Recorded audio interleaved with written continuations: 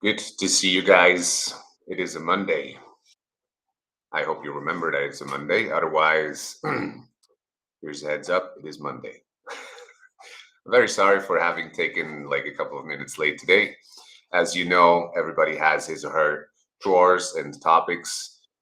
Sharing that I am late needs some courage from my end, because I'm living, as you most probably too, in a society where we have to be on point, where we have to um, have the perfect schedule set up, have all the topics figured out, and so forth and so on. So, admitting that we're wrong, maybe that we're late, that we're doing something out of the ordinary, needs some courage. And that is, in fact, today's topic, courage.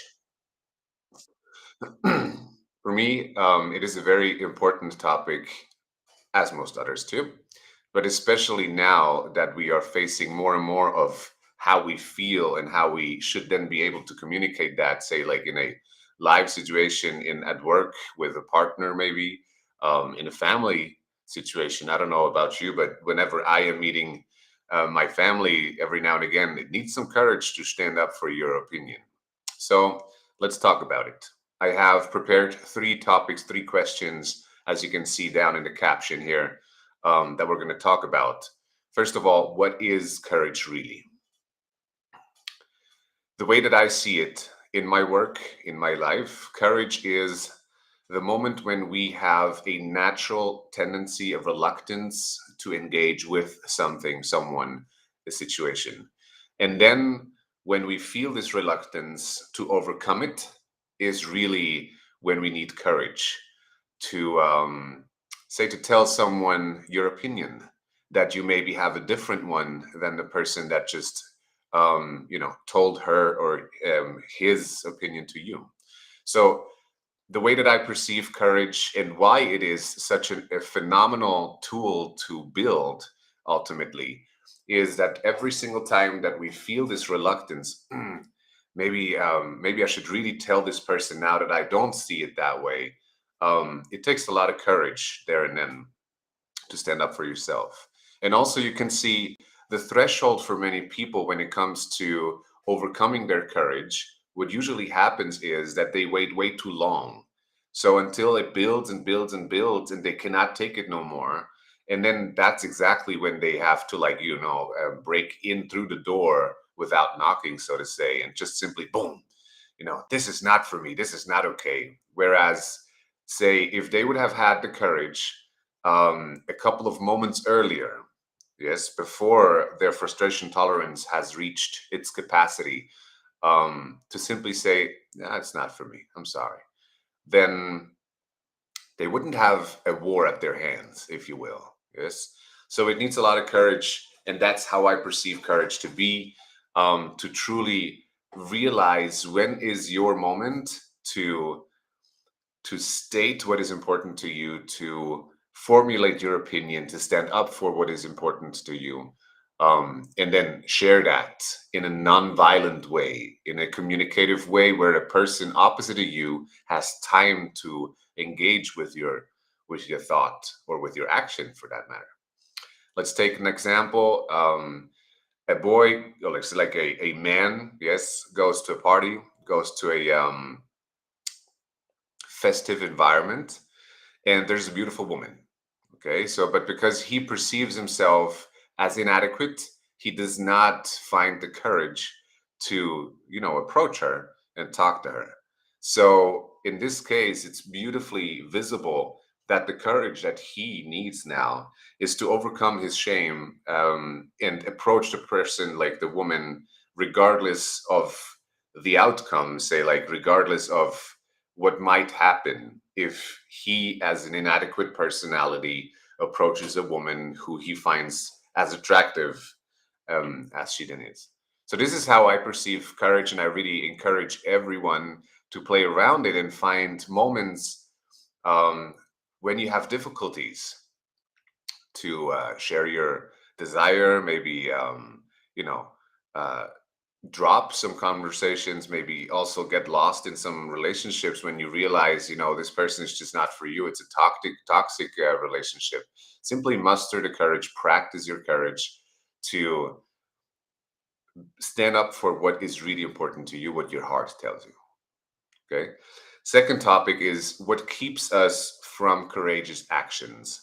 I mean, I already mentioned that a little bit.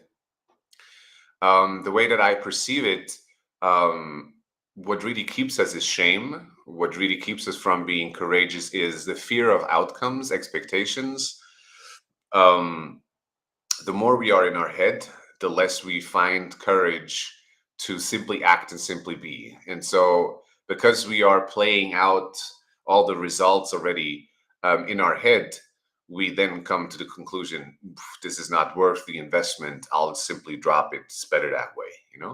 And so that's how I perceive one of the most prominent elements that keep us from being courageous is the idea what might happen, the expectation what might happen, and that it's not a desirable outcome. Maybe it sheds a shameful light on us. Maybe maybe we lose something important to us due to whatever we're going to do. And so, like, the more we are thinking, the more we're in our head, the less courageous we will be, because we're trying to evaluate everything so that the outcome is as ideal as possible. But when we really want to engage with life and how it just throws beauty at us, um, you cannot perceive what's going to happen. You will never know. This is going to be as random as it gets. You can try and manipulate your current circumstances to the degree where you hope that it will end up in the situation most profitable to you, but that's not courageous. And that is, I would say, most often led by the fear that whatever comes out is not how you desire it to be. And when it's not how you desire it to be, what will then happen? Maybe you're going to lose something. Maybe you're not going to make your numbers. Maybe people won't like you anymore, and so forth and so on. So, one thing that definitely strikes me as a big hindrance is overthinking. Um, Also, um, to try and look a certain way, to try and create the best possible imagery of ourselves toward others is a big hindrance, because it just pops us right into our head. It gives us an incredible, um, say, head weight, how I'd like to put it, where we are just continuously thinking about expectations, about how we look, and so forth and so on.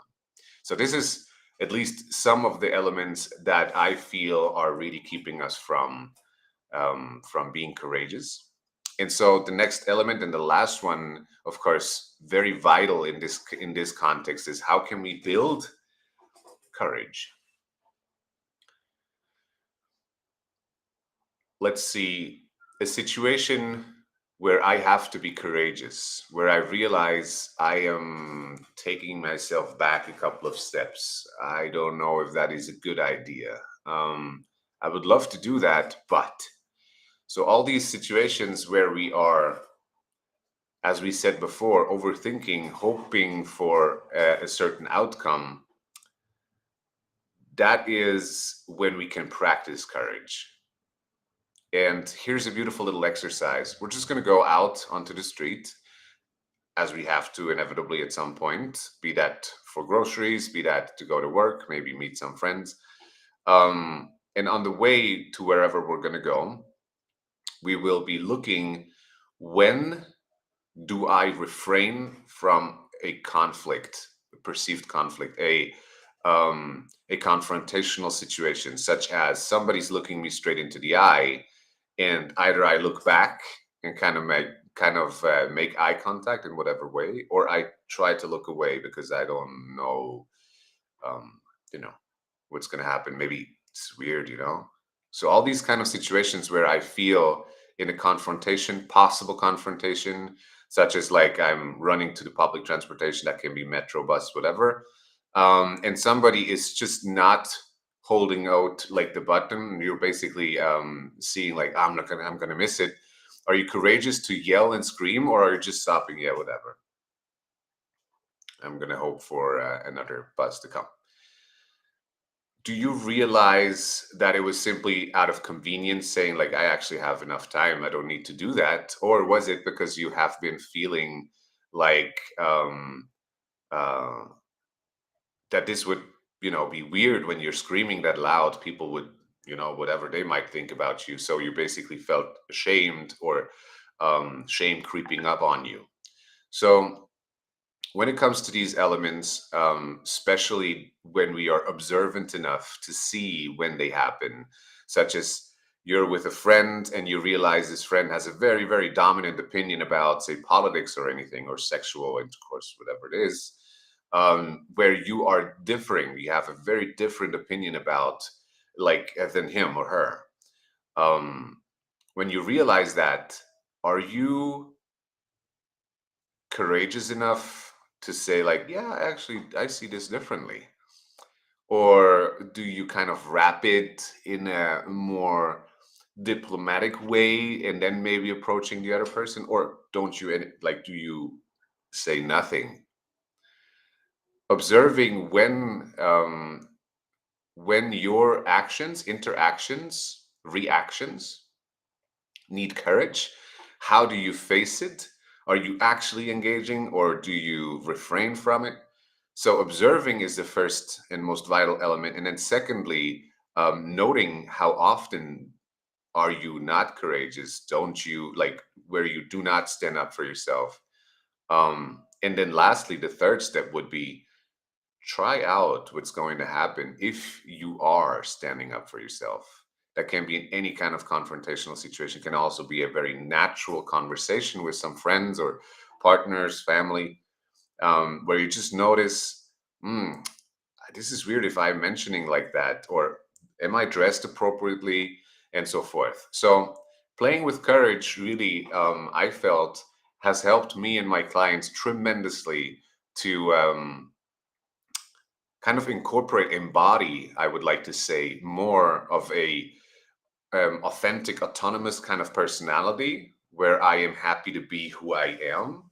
But again, that needs a lot of courage, because if I want to be an authentic, autonomous personality who engages directly and without restraint with life, and also gets to share the benefits out of these kind of like full-hearted engagements in life, if I want to be a person like that, then that needs me to be courageous enough to share what I feel, to engage fully without thinking of the outcome, and also take into account that I might have a different opinion. I might not fit to every other person. There might just be people who would not agree with me, and so forth. So I encourage you to play around these ideas. I hope that you got some insights from it. I also want to apologize again for situations that might trigger you in whatever I am saying. Don't really take my word for it in any case. I only want to share thoughts, proven methods that have helped me, and amazing amounts of people who have worked with me already in the past and hopefully in the future too. Because my objective is to give the best possible material to you that I have to share in a couple of minutes here over lunchtime every Monday or so, to simply give you a heads up onto your week. And I hope that it shares, some insights with you that you can then use in your everyday life. In any case, it has been a pleasure to share with you, and I hope to see you next week again. Take good care of yourself.